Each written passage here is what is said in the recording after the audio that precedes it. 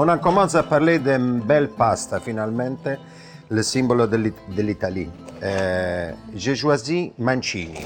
Beaucoup de respect à ce garçon. C'est un diplômé en agronomie et il était capable de mélanger deux blés. C'est le seul compagnie en Italie qui a la production de blé et qui fait la pasta. Et je suis heureuse de le représenter à travers le Canada. C'est un mélange de blé San Marco avec le blé Levante. C'est tout à lui la filière, de la production à la pasta. Et une pasta qui a 15% de protéines. Et avec cette pasta, j'ai l'honneur de présenter la première pasta que les anciens Romains de la Rome impériale a préparée. Et maintenant, on le prépare ensemble avec notre chef Sergei. Et je suis heureuse de le présenter avec une cacio e pepe. Cacio e pepe, c'est la première recette que les anciens Romains mangeaient avec la pasta. La sauce, c'est facile. Il n'y a pas de sauce, il n'y a pas de tomate, il n'y a pas d'huile. C'est juste le cacio, qui est le fromage de chèvre avec le poivre. Qu'on a choisi un poivre tribale, le tellikelli, qui ça vient dans les Indes. Le même poivre que les anciens Romains utilisaient. Maintenant, on en commence. On choisit le spaghetti, on ouvre le pot, on le met directement dans la casserole. C'est ça. Sans l'eau, sans l'huile. Tout. On met tout, on allume le gaz. Bravo. C'est ça la brillantezza de cette pasta ici. Et on doit le cuisiner. On doit le cuisiner exactement comme on le faisait à l'ancienne. Parce que les anciennes, avec le minimum, essayaient d'avoir le maximum. Donc, zéro gaspillage de protéines. À fur et à mesure, on ajoute de l'eau pendant 8-10 minutes. Et là, tout le gluten et l'amidon et la protéine de la pasta fait si que ça vienne l'eau très blanche, ça vient comme une sorte de crème. Mais on n'a pas mis la crème, donc c'est très bon aussi pour la diète. Au début de cuisson, on essaie de casser pas les pâtes, on bouge les poêlons, puis on remonte les pâtes en bas en haut. Parce que les pâtes sont encore bien croquantes, bien en dente.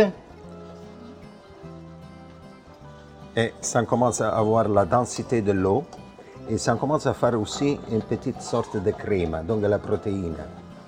Naturellement, l'eau, à fur et à mesure, on doit ajouter l'eau, pareil comme le risotto, et l'eau doit être très chaude pour éviter de faire un choc thermique à la pasta. Autrement, ça doit recommencer à bouillir et ça va ralentir. Et ça, c'est toujours.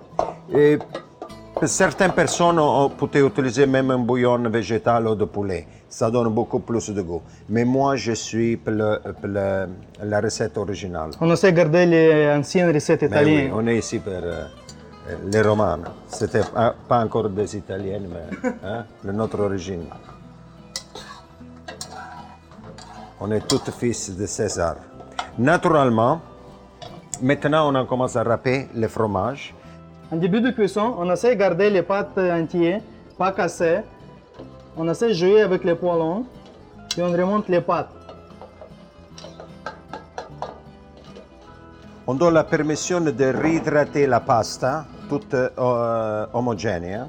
Et on remarque aussi, si vous permettez, on commence à remarquer le gluten.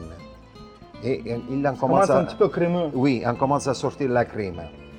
Ok, toute la protéine que ça sort. C'est ça qu'on veut. On va commencer à préparer le poivre. Oui, on a choisi, comme j'ai dit au début, le tellikelli, un poivre fraîche. Naturellement, pour respecter la recette, on doit le casser à la dernière minute. Que belle pasta! Et ici, on commence à garder la belle densité de la pasta et la crémosité. Remarquez ici, ça paraît qu'on a mis la crème, mais on n'a pas de crème. Maintenant, Sergei, il faut qu'il casse le poivre. Il faut le casser en quatrième. Exactement comme on le faisait. Et je vais répéter la même action qu'on faisait à l'époque romane. Avec un marteau ou une pierre, on le casse. Vous savez que la pasta est presque prête. Hein? Ok, monte.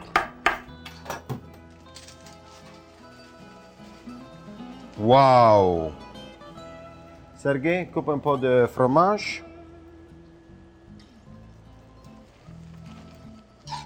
Et on essaie d'imiter la vraie cuisine, la cuisine romane. Ok? Maintenant, un grand jus de patience avec l'eau chaude. Remarquez ici la densité comme est fantastique.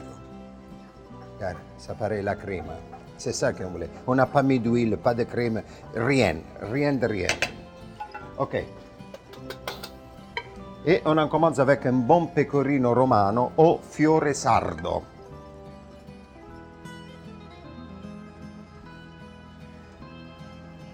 Beaucoup. Tieni. Eccomi qua. E maintenant que la pasta est pronta, on peut le servir et on va faire une belle assiette avec un bel verre de vino. Bon appétit. Bon appétit.